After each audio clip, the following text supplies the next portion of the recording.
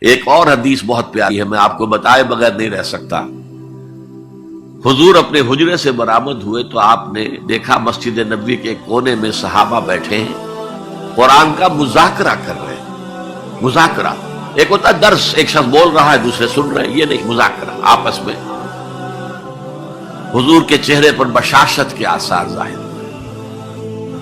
آپ چل کر آئے، آپ نے ایک سوال کیا عجیب، کہ آپ لوگ اس کی گواہی نہیں دیتے کہ اللہ کے سوا کوئی معبود نہیں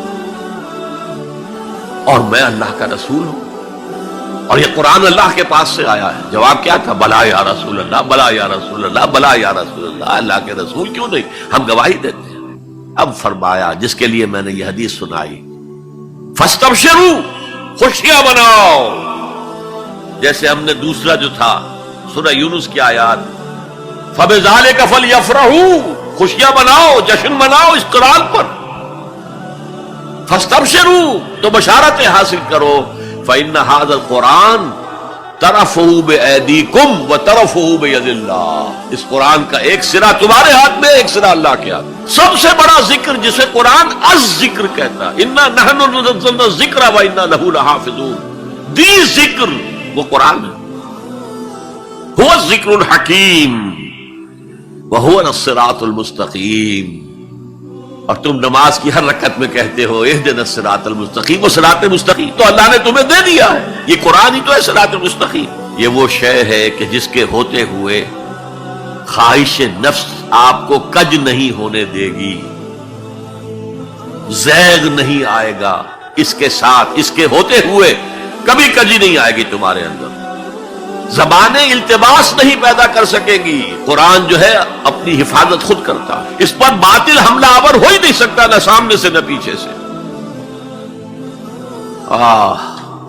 وَلَا يَشْبَعُ مِنْهُ الْعُلَمَاءُ، علماء اس قرآن سے کبھی سیری محسوس نہیں کریں گے، کبھی بھی یہ محسوس نہیں کریں گے کہ بس قرآن سے جو لینا تھا ہم نے لے لیا، اب کچھ نہیں رہا۔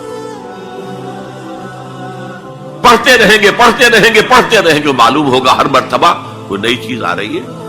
بار بار کے پڑھنے سے اس پر کوئی باسی پن طاری نہیں ہوگا۔ کوئی اور کتاب دنیا میں ایسی نہیں ہے، ایک دفعہ پڑھ لی، دو دفعہ پڑھ لی، پھر تیسری دفعہ ہاتھ لگانے کو جی نہیں چاہتا، پڑھنے کو جی نہیں چاہتا، سوال ہی پیدا نہیں۔ یہ وہ ہے، پڑھتے رہو گے، پڑھتے رہو گے، اس پر کوئی باسی پن طاری نہیں ہوگا۔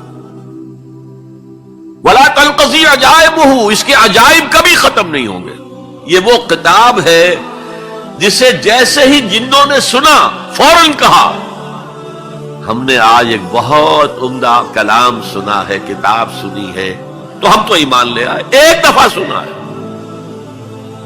اور وہ داعی بن کر چلے گئے۔ یا قومنا اجیبوا داعی اللہ، اے ہماری قوم کے لوگوں، اس اللہ کی طرف پکارنے والے کی آواز پر لبیک کہو۔ اب چار جملے جو آئے ہیں وہ اس حدیث کے اندر جو اہم ترین چیز ہے وہ ہے من قال بہ صدق، جس نے کوئی بات اس قرآن کی بنیاد پر کہی اس نے سچ کہا۔ ومن عمل بہ اجر، جس نے اس پر عمل کیا اس کا اجر محفوظ۔ ومن حکم بہ عدل، اور جس نے اس کی بنیاد پر کوئی فیصلہ کیا اس نے عدل کیا۔ اور آخری جملہ، کاش کہ اس کا مصداق اللہ مجھے بھی اور آپ کو بھی بنا دے۔ وَمَن دَعَا إِلَيْهِ هُدِيَ إِلَىٰ صِرَاطٍ مُّسْتَقِيمٍ، جو اس قرآن کی طرف لوگوں کو بلائے گا، کسی اور کو ہدایت ہو نہ ہو، اس کی ہدایت ہو گئی۔ حضرت جبرائیل نے حضور سے کہا یا محمد صلی اللہ علیہ وسلم، امتک بعدک، آپ کے بعد آپ کی امت کا کیا حال ہوگا، کون سہارا ہوگا؟ حضور نے فرمایا مل مخرج منہا یا جبرائیل، اے جبرائیل تو بھی بتاؤ اس مسئلے کا حل کیا ہے، نکلنے کا راستہ کون سا ہے؟ تب حضرت جبرائیل نے یہ ساری حدیث پڑھ لی، گویا کہ اس کے راوی اول حضرت جبرائیل ہے، راوی ثانی حضور ہے، راوی ثالث حضرت علی ہے رضی